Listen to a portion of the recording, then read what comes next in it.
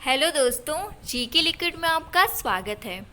दोस्तों, जैसा कि आपको पता है कि पीईटी का एग्ज़ाम होना है, जो कि यूपी ट्रिपल एससी द्वारा कंडक्ट कराया जा रहा है, जिसकी एग्ज़ाम डेट भी आ चुकी है।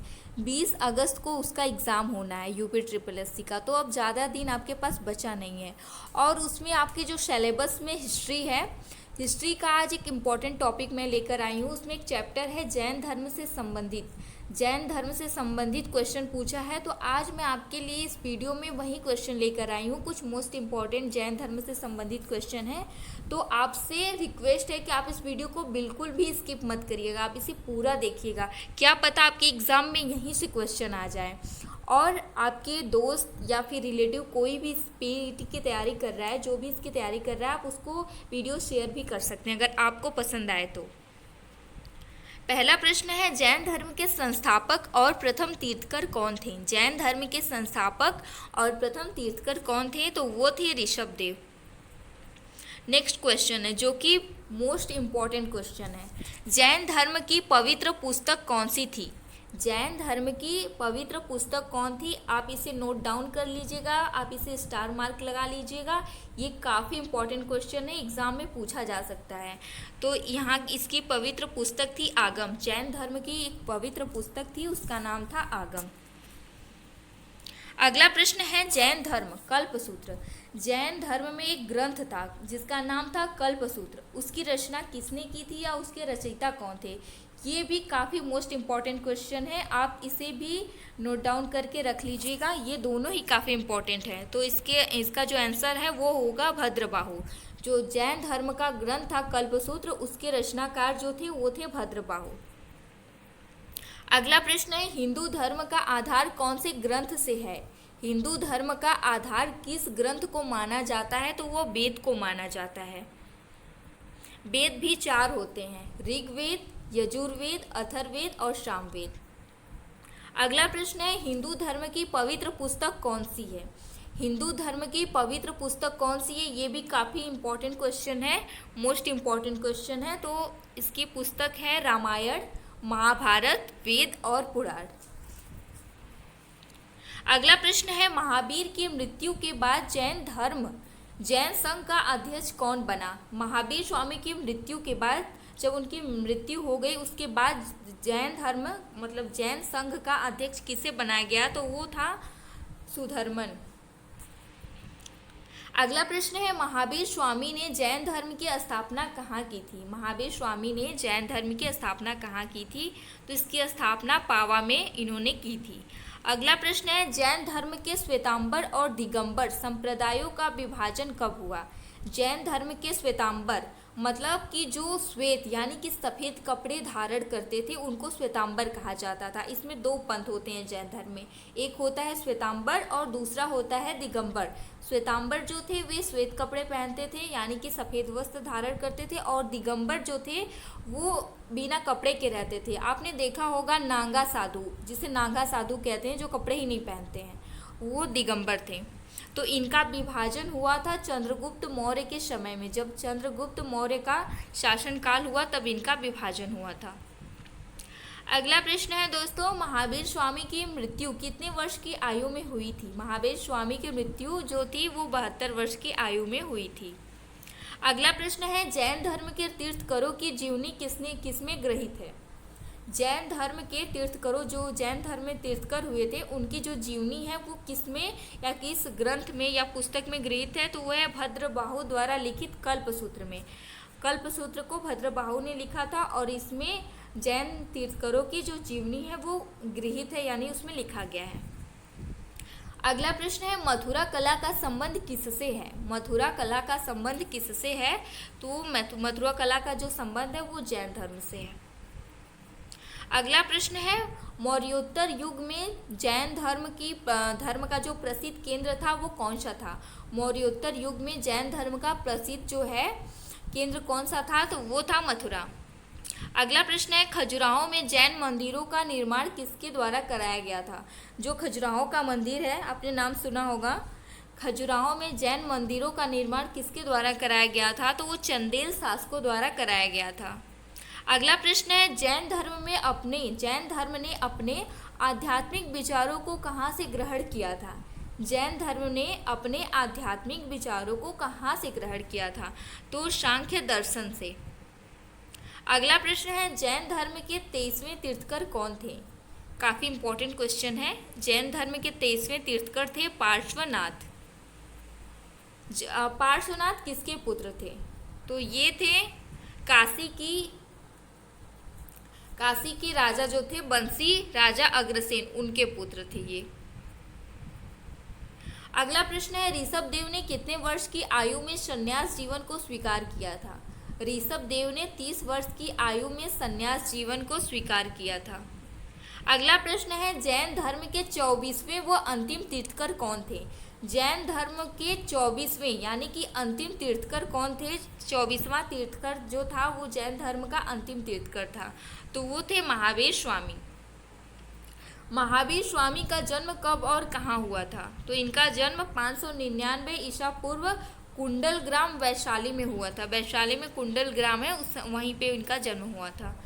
अगला प्रश्न है, महावीर स्वामी के बचपन का नाम क्या था? महावीर स्वामी के बचपन का नाम वर्तमान था। अगला प्रश्न है, महावीर स्वामी ने कितने वर्ष तक तपस्या की? महावीर स्वामी ने कितने वर्ष तक तपस्या की? तो इन्होंने 12 वर्ष तक तपस्या की थी। अगला प्रश्न है, महावीर स्वामी के प्रथम अनुयायी कौन थे? महावीर स्वामी के प्रथम अनुयायी कौन थे? तो वो थे उनके दामाद, जिनका नाम था जामिल। अगला प्रश्न है, महावीर स्वामी को किस नदी के तट पर पूर्व ज्ञान का बोध हुआ था? महावीर स्वामी को किस नदी के तट पर पूर्व ज्ञान का बोध हुआ था? तो ऋजुपालिका नदी के तट पर, और शाल वृक्ष के नीचे इन्हें ज्ञान का बोध हुआ था। अगला प्रश्न है, संपूर्ण ज्ञान का बोध होने के बाद महावीर स्वामी क्या कहलाए?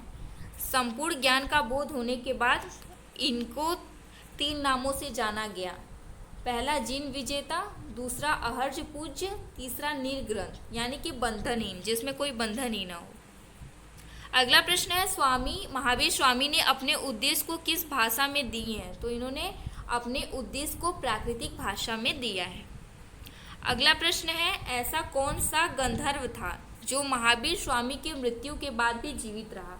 ऐसा कौन सा गंधर्व था जो महावीर स्वामी की मृत्यु के बाद भी, आपने सुना होगा देव, दानव, असुर, गंधर्व, किन्नर, तो गंधर्व इसमें पूछा है, तो वो था आर्य सुशर्मा। अगला प्रश्न है, जैन धर्म का मुख्य उपदेश कौन सा हुआ? जैन धर्म का मुख्य उपदेश क्या था? तो ये उपदेशक कौन था? तो ये था आर्य सुशर्मा। अगला प्रश्न है, जैन धर्म में किसकी मान्यता नहीं थी? जैन धर्म में किस चीज़ की मान्यता नहीं थी? ये भी इम्पोर्टेंट क्वेश्चन है। तो इसमें ये लोग जो जैन धर्म के लोग हैं, जो जैन धर्म को मानते थे, वो लोग ईश्वर में विश्वास नहीं रखते थे। इनमें ईश्वर की मान्यता नहीं थी, या ये ईश्वर को मानते ही नहीं थे।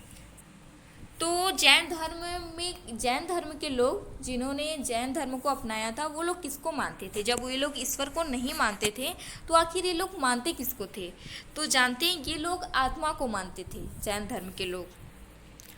अगला प्रश्न है, महावीर स्वामी किस में विश्वास करते थे? जो महावीर स्वामी थे वो किस में विश्वास करते थे? तो ये पुनर्जन्म एवं कर्म में विश्वास करते थे। अगला प्रश्न है, जैन तीर्थकर महावीर स्वामी का प्रतीक चिन्ह क्या था? जैन तीर्थकर महावीर स्वामी का प्रतीक चिन्ह सिंह था। अगला प्रश्न है, जैन तीर्थकर पार्श्वनाथ का प्रतीक चिन्ह क्या था? ये भी इम्पोर्टेंट है। तो इनका जो जैन धर्म के तीर्थकर थे, जिनका नाम था पार्श्वनाथ, इनका जो प्रतीक चिन्ह था वो था सर्प। अगला प्रश्न है, जैन तीर्थकर ऋषभ देव का प्रतीक चिन्ह क्या था? ऋषभ देव जो थे, उनका प्रतीक चिन्ह क्या था?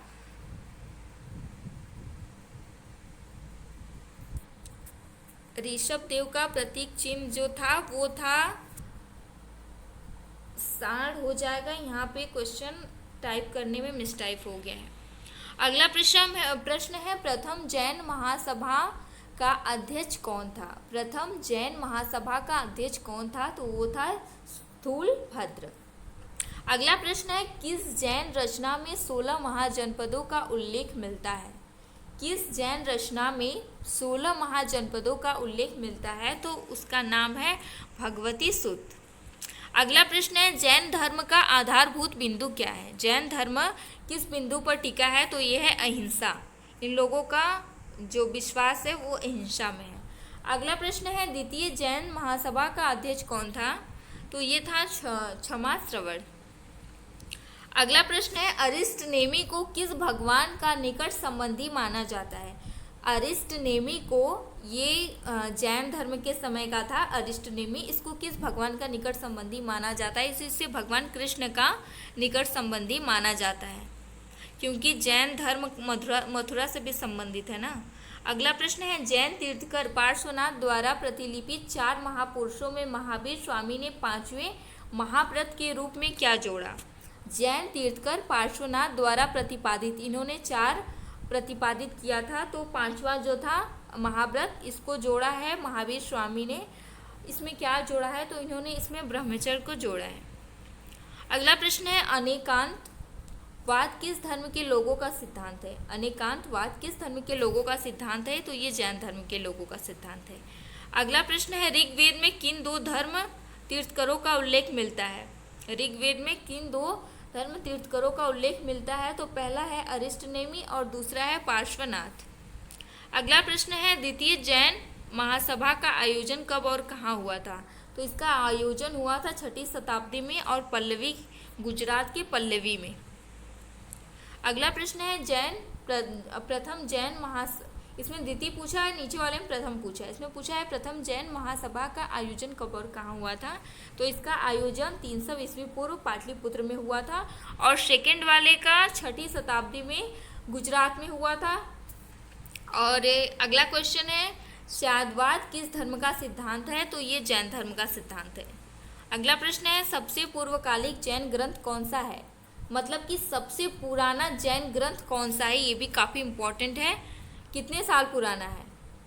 सबसे पूर्वकालिक जैन ग्रंथ कौन सा कहलाता है? तो ये इसका नाम है 14 पर्व। 14 पर्व इसका नाम है।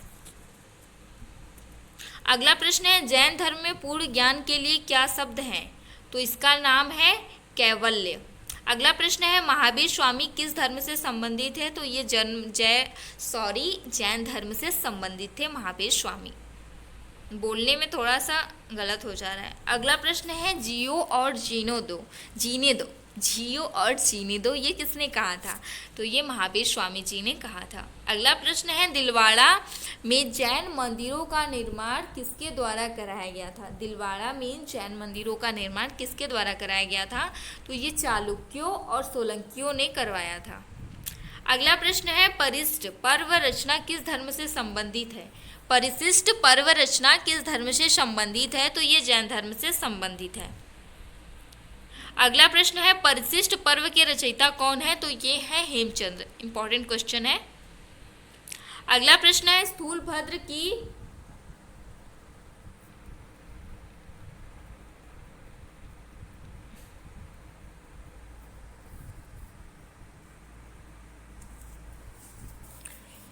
सॉरी दोस्तों, ये क्वेश्चन थोड़ा मिसप्रिंट है, इसको हटा देते हैं, यहाँ से शुरू करते हैं। भद्रबाहु के शिष्य क्या कहलाते थे? तो ये दिगंबर नग्न रहने वाले। अगला प्रश्न है महावीर स्वामी का जन्म किस क्षत्रिय गोत्र में हुआ था? तो इनका जन्म हुआ था जांत्रिक क्षत्रिय गोत्र में।